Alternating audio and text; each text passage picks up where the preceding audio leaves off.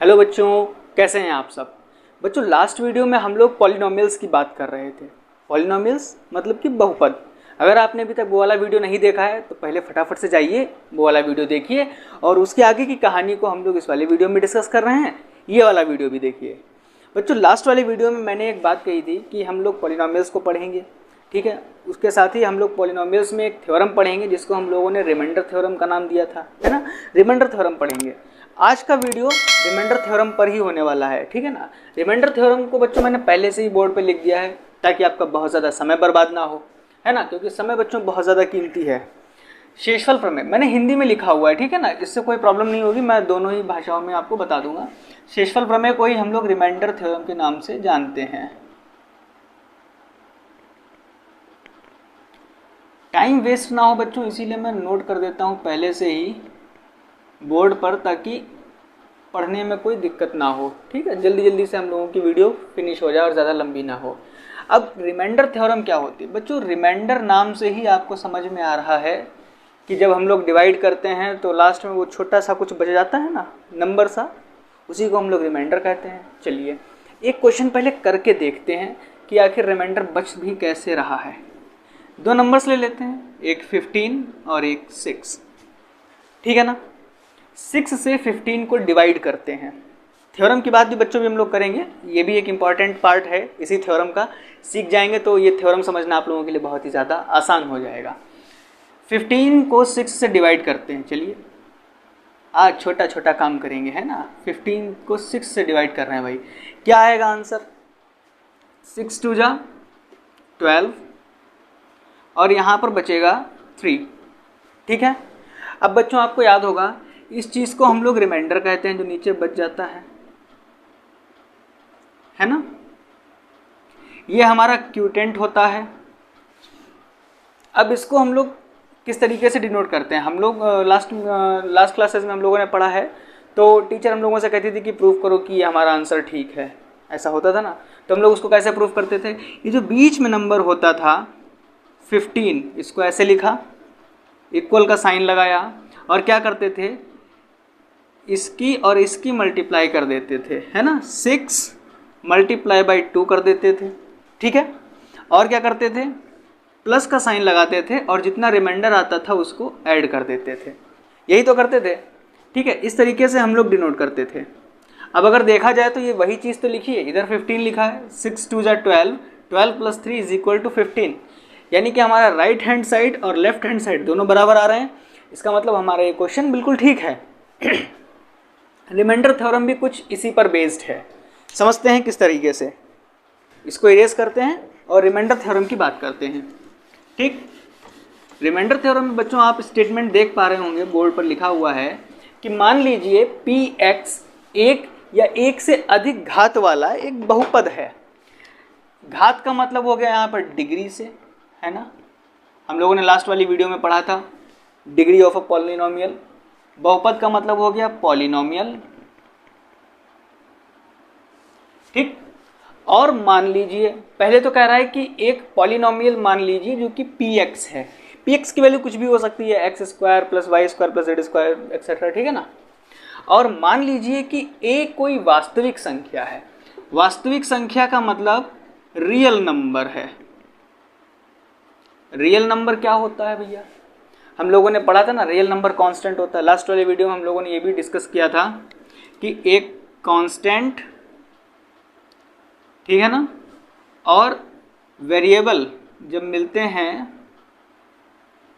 मतलब एक कांस्टेंट और एक वेरिएबल मिलकर के पॉलिनोमियल बना लेते हैं। यही तो पढ़ा था। तो यहाँ पर वो यही कह रहा है, और जो कांस्टेंट होगा वो रियल नंबर ही तो होगा भाई, है ना, क्योंकि उसकी वैल्यू कैसी होगी, फिक्स होगी। तो यहाँ पर कह रहा है मान लीजिए कि px क्या है, एक बहुपद है और a रियल नंबर है, ठीक। यदि px को एक रैखिक बहुपद x - a से डिवाइड किया जाए, रैखिक बहुपद मतलब यहाँ पर इसकी घात क्या है, 1 है, ठीक। तो x - a से अगर डिवाइड किया जाए तो उसका शेषफल pa बचता है, ठीक है। शेषफल क्या बचेगा, pa बचेगा। हमें इस चीज़ को प्रूफ करना है, ठीक। तो यहाँ पर हेडिंग डाल लेते हैं प्रूफ और शुरू करते हैं अपनी कहानी। जब वो कह रहा है कि मान लिया, मान लीजिए, तो हमने लिख दिया कि माना, माना मतलब let us consider P X is a polynomial, है ना। हमने कंसीडर कर लिया कि पी एक्स क्या है, एक पॉलिनोमियल है। तो लिख लो माना पी एक्स एक या अधिक, एक या एक से अधिक घात वाला बहुपद है। यही तो मानने के लिए कह रहा है, तो हमने यही मान लिया कि पी एक्स एक या अधिक घात वाला बहुपद है। फिर अगली लाइन में कह रहा है कि मान लीजिए ए कोई वास्तविक संख्या है, तो हम ये मान लेते हैं कि पी एक्स एक या एक से अधिक घात वाला बहुपद है, जिसे x माइनस ए से भाग करने पर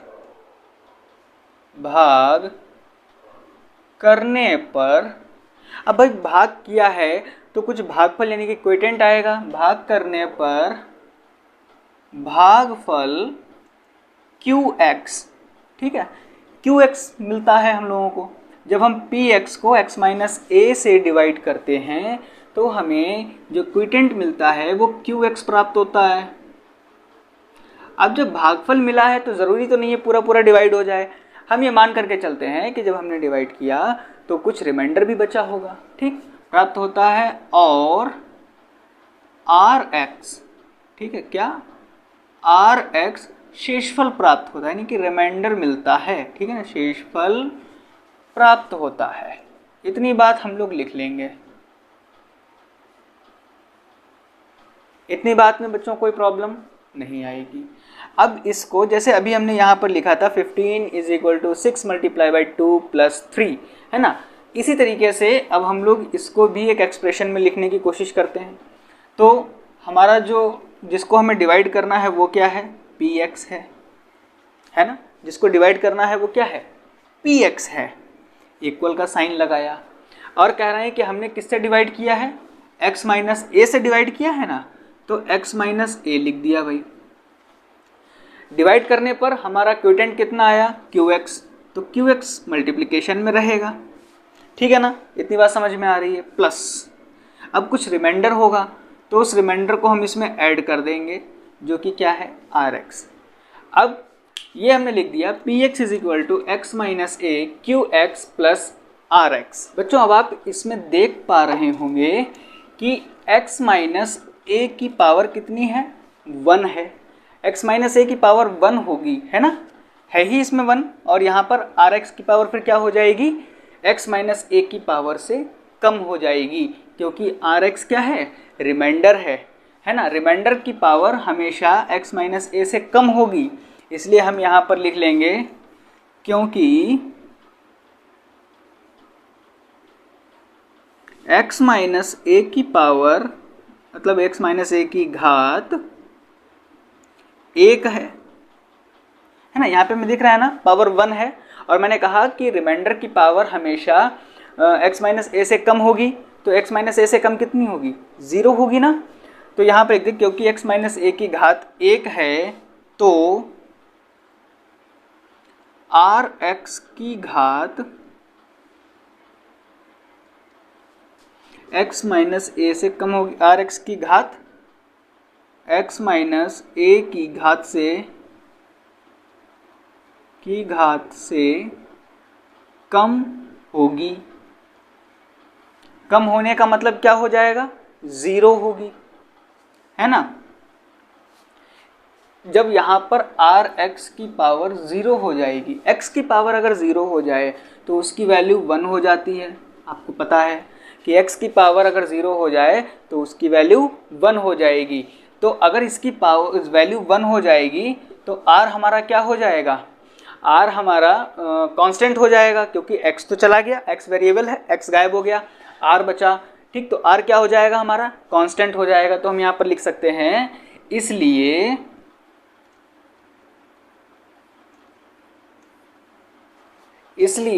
r क्या हो जाएगा, rx क्यों लिखेंगे, क्योंकि यहाँ पर x की पावर 0 हो ही गई है, सिर्फ आपको बताने के लिए, है ना। इसलिए rx अचर हो जाएगा या अचर होगा। अचर का मतलब कांस्टेंट से है ना, सब हिंदी में लिख रहा हूँ इसलिए मैंने अचर लिख दिया, वरना अचर का मतलब कांस्टेंट से है, ठीक है। आर एक्स क्या होगा, अचर होगा, अतः हम क्या लिख सकते हैं, हम लोग आर एक्स की जगह पर आर लिख सकते हैं, ठीक है। अतः R X is equal to क्या हो जाएगा, आर हो जाएगा, क्योंकि x की पावर 0 हो गई तो उसकी वैल्यू 1 हो गई, ठीक है। अब इसको px में लिखते हैं, क्या लिखेंगे, px is equal to X minus A Q X plus R, ये तो लिखेंगे क्योंकि आर एक्स की वैल्यू क्या हो गई, आर के बराबर हो गई। अब हम लोग ऊपर का थोड़ा सा इरेज करते हैं और आपको आगे की कहानी बताते हैं। देखिए मैं यहाँ से ये इरेज कर देता हूँ, ठीक है बच्चों, बहुत ही अच्छी सी ये थ्योरम है, ठीक है। जब हम लोग पॉलिनोमियल्स की एक्सरसाइज करेंगे तो उसमें ये थ्योरम हम लोगों के बहुत काम आने वाली है, फैक्टर करने में ये थ्योरम बहुत ज़्यादा काम आती है ना। तो हमने यहाँ पर लिख दिया P X is equal to X minus A Q X plus R. अब एक स्पेशल केस ये है कि अगर यदि क्या हो जाए, अब जैसे कि मान लो x क्या है, वेरिएबल है, वेरिएबल की वैल्यू हमें नहीं पता, ठीक। अब अगर मान लो कि यहाँ पर हम वेरिएबल की वैल्यू कुछ मान लेते हैं, ठीक है, तो मान लेते हैं कि वेरिएबल x की वैल्यू क्या हो जाएगी, a हो जाए। यदि x is equal to a हो तो, अगर x is equal to a हो जाए तो इस कंडीशन में क्या होगा, जहाँ जहाँ x है वहाँ वहाँ हम a लिख देंगे, तो P A is equal to क्या हो जाएगा, a माइनस ए, ठीक, क्यू ए हो जाएगा ये, और प्लस r। अब देखो a माइनस ए और यहाँ पर क्यू ए, ये मल्टीप्लाई में है ना, a माइनस ए 0 हो जाएगा, तो 0 की मल्टीप्लिकेशन हम जिस भी टर्म के साथ करवाएंगे उसकी वैल्यू भी क्या हो जाएगी, 0 हो जाएगी। तो हमारे पास क्या बचेगा, P A is equal to R, यही तो बचेगा, ये इतना टर्म तो 0 हो गया, ठीक। हमारे पास बचा P A is equal to R, ठीक है। और यही हमारी रिमाइंडर थ्योरम थी। रिमाइंडर थ्योरम में यही तो लिखा था कि जब हम किसी पॉलिनोमियल x की डिवाइडेशन x माइनस ए से कराते हैं, किसी पॉलिनोमियल पी एक्स की डिवाइडेशन हम लोग x माइनस ए से करवाते हैं तो हमें रिमाइंडर पी ए मिलना चाहिए, ठीक। और पी ए क्या है, कांस्टेंट है। कैसे, क्योंकि r क्या है, कांस्टेंट है। अभी हम लोगों ने आर एक्स को r के बराबर किया तो कांस्टेंट हो गया, और ये r पी ए के बराबर आ रहा है तो ये भी कांस्टेंट हो गया, ठीक। तो इस तरीके से हम कह सकते हैं कि ये हमारी शेषफल प्रमेय जो है वो सिद्ध हो जाती है। अतः यही शेषफल प्रमेय है, ऐसे लिख लीजिए, है ना, शेषफल प्रमेय है। बच्चों इसमें कोई बहुत बड़ी चीज़ नहीं थी, बस सिंपल सी चीज़ थी, हम लोगों को पी एक्स के बराबर में ये सब लिखना था, आर एक्स की जगह पर आर करना था, x इज इक्वल टू ए मान लेना था और पुट करके हम लोगों को p is equal to r proof कर लेना था, ठीक है ना बच्चों। मुझे लगता है कि ये थ्योरम आप लोगों को समझ में आई होगी, और इस थ्योरम का यूज़ हम लोग आगे वीडियोस में सीखेंगे जब हम लोग क्वेश्चंस को सॉल्व करेंगे, ठीक है। आज के लिए बच्चों ये वीडियो बस इतना ही रहेगा, मिलते हैं हम लोग अगले वीडियो में, ठीक है। और इससे पहले बच्चों इस वीडियो को ज़्यादा से ज़्यादा शेयर करें। अगर आपने अभी तक सब्सक्राइब नहीं किया है तो चैनल को सब्सक्राइब भी कर लें। इंस्टाग्राम और टेलीग्राम चैनल पर भी हमारे ज्वाइन हो जाएं ताकि आपको वहाँ भी रेगुलर अपडेट्स मिलते रहें। और मिलते हैं अगले वीडियो में एक नए टॉपिक के साथ में।